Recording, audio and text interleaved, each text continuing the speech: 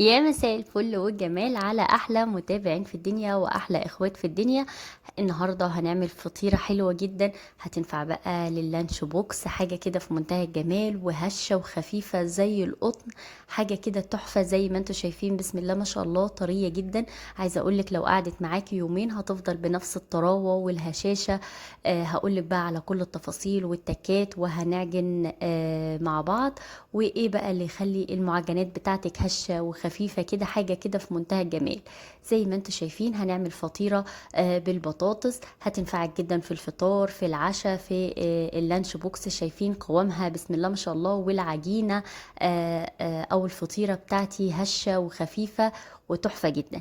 المكونات بسيطة جدا، وتعالوا بقى نشوف مع بعض هنحضرها ازاي. اول حاجة هنجيب البولة بتاعتنا، وزي ما انتم شايفين هحط فيها نص كوباية كده من المية، معلقة صغيرة من الخميرة، ومعلقة كبيرة من السكر. انا هعمل نص كيلو من الدقيق، فطبعا لو هتعملي كيلو فهتحطي معلقة كبيرة من الخميرة، معلقتين من السكر. تقدري تعجني بمية بس، بلبن بس، بمية ولبن. تقدري تعجني تحطي معلقة زبادي، تحطي لبن بودرة، اللي يريحك.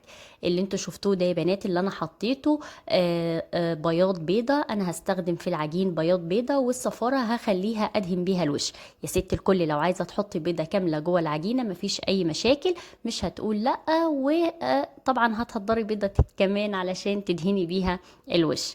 زي ما انتوا شايفين يا بنات كده طريقة العجن، حطينا المكونات السايلة مع بعض، وهنزل بالدقيق. الدقيق كان عليه رشة من الملح، ونص معلقة صغيرة من البيكنج باودر، وحطيت نقطتين خل زي ما انتوا شفتوا معايا، ومعلقتين زيت او زبدة مع زيت جوه العجينة. وزي ما انتوا شايفين يا بنات كده بطراطيف صوابعي انا بتوه العجين او بخلط الدقيق مع السوائل بتاعتي لحد ما الدقيق يتلم مع السوائل بالشكل اللي انتوا شايفينه ده.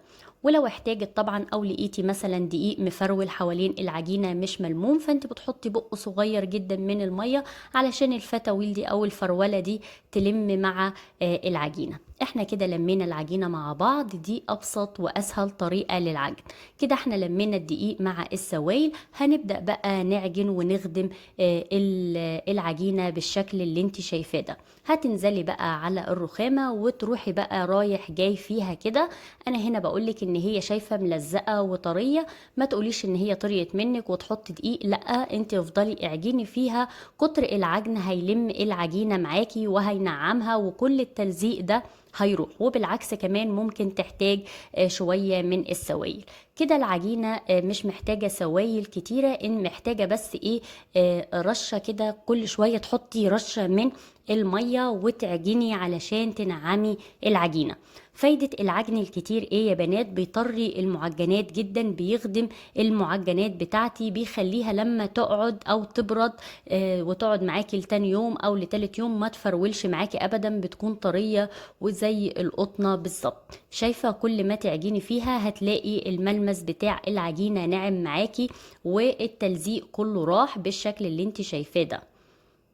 بس بقى، وتفضلي يا ست الكل تخدمي في العجينة. وطبعا لو في العجان هتفضلي تعجني في العجان بتاعك لمدة مثلا 5 دقايق. ونفس برضو الحكاية، تفضلي تحطي معلقة مية او نقطتين مية بنقطتين مية وهي بتعجن علشان العجينة تنعم معاكي. شايفين يا بنات؟ انا بقى هحطها في العجان. هحطها في العجان وهكمل عجن او خدمة في العجينة بتاعتي. وفي الاخر خالص هحط معلقة من الزبدة، وهلف العجينة بالزبدة علشان تنعم معاكي اكتر.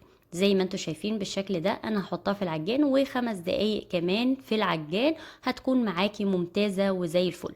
وجيت في الاخر زي ما قلتلك حطيت ايه، معلقة كده من الزيت او الزبدة على زيت. النص كيلو من الدقيق بياخد في حدود ربع كوباية او اقل كده، حاجة بسيطة. وزي ما انتوا شايفين انا هنا خلاص العجينة هسيبها تختمر، ما تسيبهاش كتير، الجو حر. فانا قسمت العجينة كده على كورتين علشان هعمل فطرتين. كده بتختمر اسرع ومش بتاخد وقت، هي بس ربع ساعة تلت ساعة هتلاقيها اختمرت معاكي. هتعملي ايدك كده بمسحة من السمنة او الزيت، وهتلمي العجينة بتاعتك بالشكل ده وتسيبيها تختمر زي ما قلتلك لمدة ربع ساعة. شايفين يا بنات؟ هتغطيها بقى بكيس وتسيبيها تختمر معاك. هنيجي بقى نعمل الحشوة بتاعتنا. انا سلقت بطاطس زي ما انتوا شايفين كده، بطاطس مقطعة مكعبات، حطيت معاها فص واحد من الثوم وسلقتها لحد ما استوت. هاجي بقى احط عليها ايه؟ هحط عليها معلقتين من الزبدة، او ممكن سمنة على زيت، وحطيت عليها توابل. ما تحطيش توابل كتير عشان نكهتها ما تكونش شديدة، يعني رشة بسيطة جدا من الكمون، رشة بسيطة من الكزبرة، رشة بسيطة من توابل البطاطس، وملح وشطة.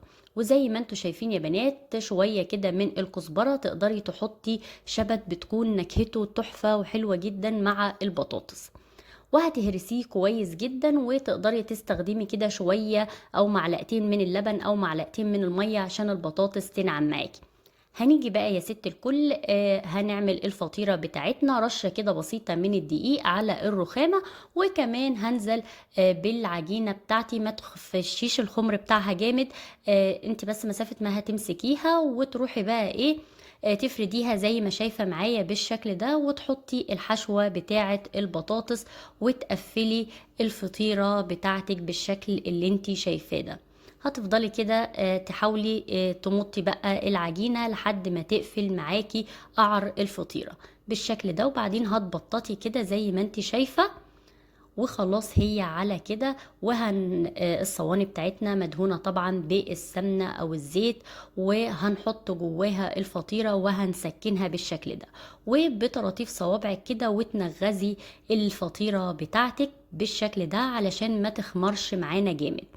وانا اول ما بدأت اقطع الفطيرة يا بنات رحت مسخنة الفرن. انا مش بسيبها تختمر وقت طويل بعد التقطيع، مسافة بس ما الفرن تسخن وهدخلها على كده. يعني بمعنى اصح الفطيرة ترتاح في حدود 5 دقايق بعد ما حطيت جواها الحشوة ونغزتها بالشكل ده.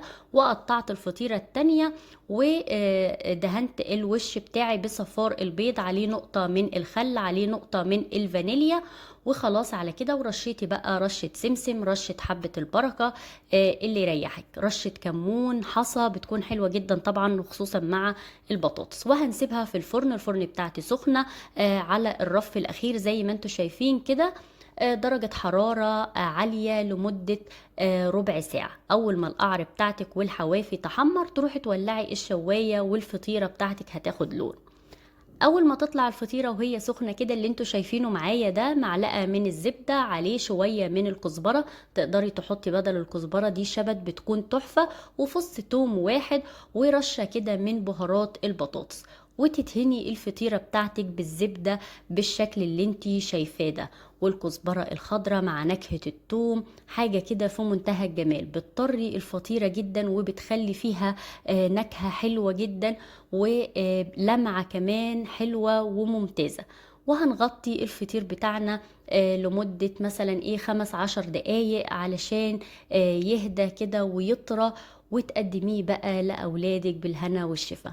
حاجة في منتهى الجمال زي ما انتوا شايفين، وطرية جدا وهشة جدا.